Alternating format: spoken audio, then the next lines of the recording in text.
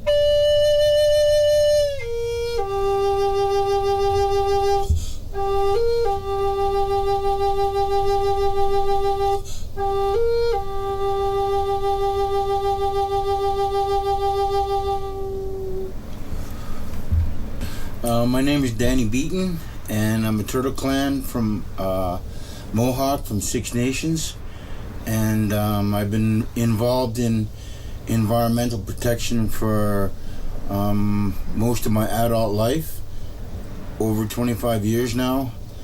I work for Native Child and Family Services, and I'm a ceremonial person, and myself and Alicia Rosenska, my partner, we were foster parents and taking care of native children, and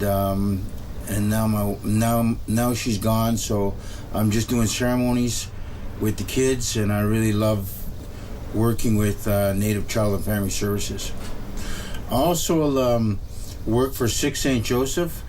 I do ceremonies every Monday, and I've been doing that for over 3 years now. Actually, when this center opened up, I did the opening ceremonies there, but they asked me to do a North American Native perspective on environmental protection. So I do workshops there every Monday for over 3 years now. We got involved about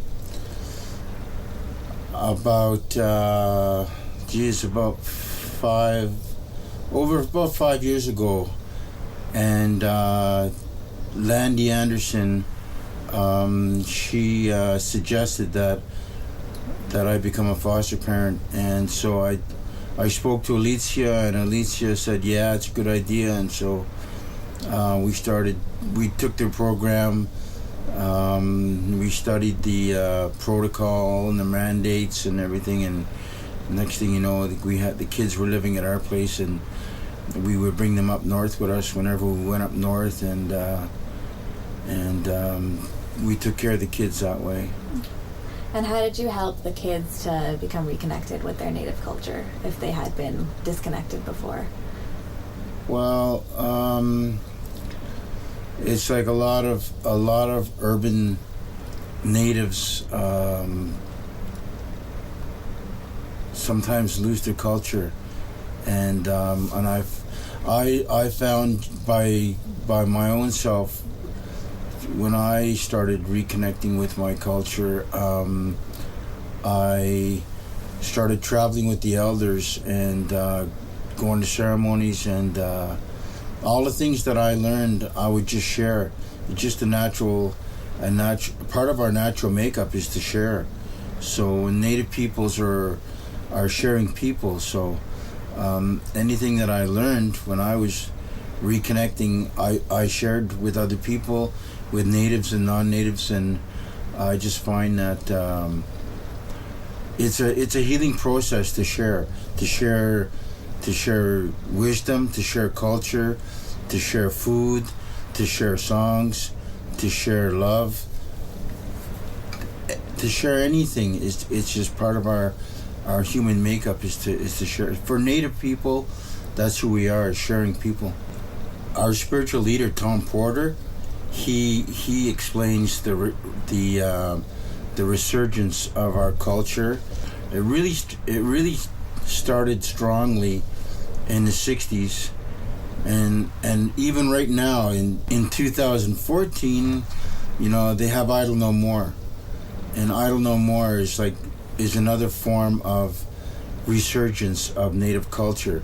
In the 60s, it's like I said, Tom Porter, when he explains it, it's like a lot of our culture was getting lost, and a lot of our languages were getting lost in the 30s and 40s and 50s, right? And by the time it was the 1960s, it was a crisis. The way Tom Porter explains it, the elders started gathering together, and they started gathering their medicine, and they started traveling across Canada. They started traveling across the U.S. to communities that were really suffering, and they tried to help the communities bring back the culture. There was a lot of struggles in the 60s for Native rights, and there was a lot of struggles for treaties. There was a lot of struggles for hunting and fishing, and so there was also a struggle to keep the ceremonies alive and to keep the language alive. So in the 60s was a very important time for Native people, and the elders, they brought the culture back, brought the songs back, brought the language back, and brought the traditions back. Our social gatherings and all of this. There was a huge resurgence in the 60s, and that was with grassroots spiritual leaders. There been a lot of progress up till today, or there's a lot of progress now. There's a lot of successes. If you look at, for instance, if you look at Native Child and Family Services, organized a huge efforts to protect children and to give Native youth resources, so if they end up in the city from reservations, there's a lot of help for them here now. I'm really honored to be able to do ceremonies for Native Child and Family Services, and I'm really honored to share my life with the youth, because all the problems that society faces today in Toronto and in Canada and in the world, it's like our kids need to know what they're up against, and our kids need to know, our values, and our kids need to know our medicines. They need to know how to stick together. And I think a lot of our youth, they know these things. It's in them already. So it doesn't take a lot. I'm really honored to be able to do ceremonies and to talk to the kids about positive energy, about Native values, about the things that were shared to me from my elders. The things that I learned, I can pass it on to them, just like we've been doing all along.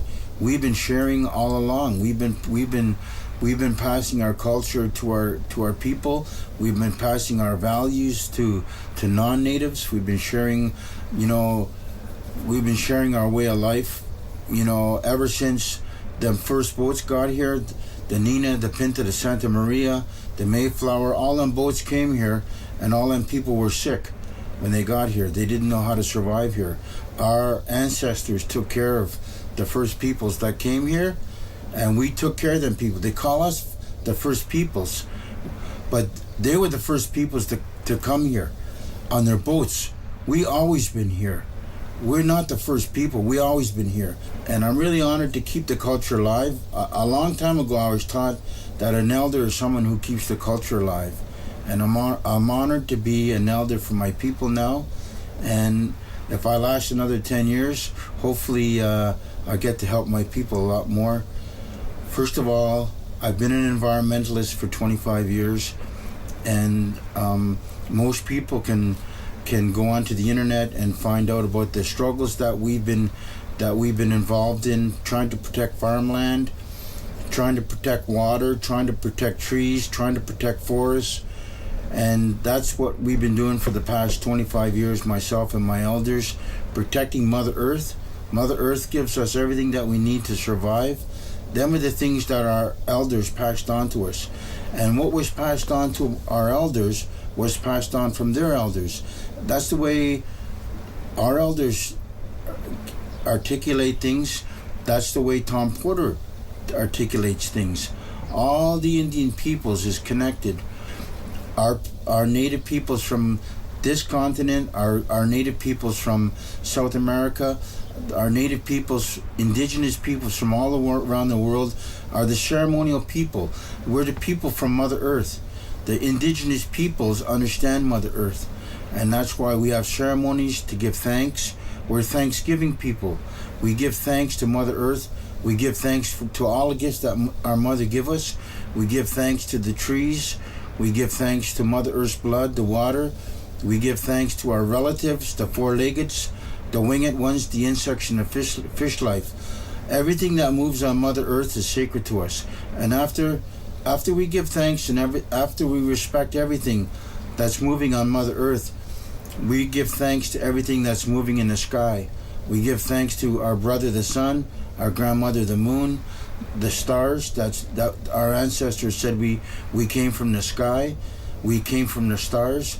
We give thanks to the voices, the thunder peoples, the thunder beings that remind us when the rains will fall from the sky and replenish our rivers and lakes and streams with fresh water from the sky, from the rains. That's why the thunder peoples remind us that the rains are coming and our way of life will continue. These are the things that was passed on from our elders. All this wisdom was passed on from our ancestors. Our great creator, we never forget to give thanks to our great creator. And our elders say our creator is not just a creator, he's a great creator.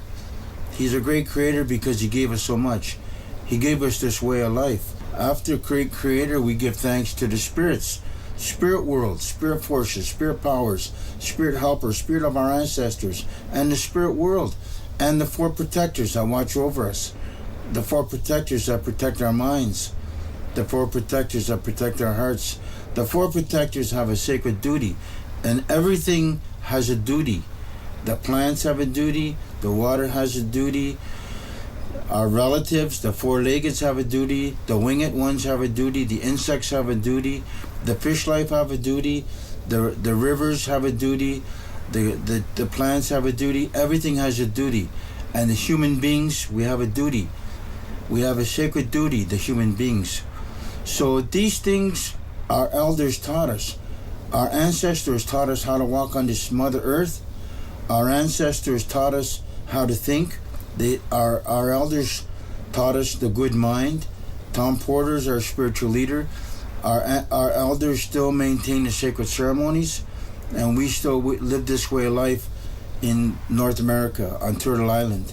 So I'm really thrilled to share these things that I was taught. The things that Alicia and myself that we had in common was we believed in healing, and healing brings people together, and sharing brings people together. If we weren't healing people, we wouldn't meet the people that we meet. If we weren't sharing people, we wouldn't meet the people that we meet. But when we find out how to become sharing people, and when we find out how to become healing people, then more things happen in our lives. So I think that when the kids learn our way of life, and when our kids can see our way of life functioning, and when our kids see that our elders are living spiritual lives and are walking in a spiritual way, and have spiritual values. They pick it up, and our children pick it up, and our neighbors pick it up, and next thing you know, people write about it. It's very important for people to communicate. It's very important for people to be creative. It's very important for people to be positive. And when people start to live that life by sharing and by being positive and by being creative, it has a ripple effect. It has a snowball effect, and it has a healing effect. People are looking for the things that they're missing, the things that they lost. Just like Indians are looking for the things that if they lost their culture, they start looking for it. And I think once people start to share, and once people get older and they start to teach, then more and more positive energy starts to happen, more and more creativity starts to happen, more and more thinking starts to happen, and more harmony starts to happen. There can't be anything until we start from the very first law, and the very first law of this land is respect. That's what all the peoples have in common, is that Mother Earth, we know Mother Earth is taking care of us. We know Mother Earth is giving to us. All of our nourishment is coming from Mother Earth. The sacred water is coming from Mother Earth. That sacred drink that she give us, her blood, that sacred blood that she give us, the water. All of the indigenous peoples of North America and South America know this, that the water is sacred, the earth is sacred, and our plant life is sacred, and our relatives are sacred. The four-leggeds, the winged ones, the insects, and the fish life. Everything is drinking the same water. All of us are drinking the same water that our ancestors drank. So we need to take care of that water. We need to take care of Mother Earth. I just encourage everyone to do healing work, and to do sharing work, and to give thanks, do Thanksgiving work. So I'm really glad to be filmed. Nyawa, thank you very much.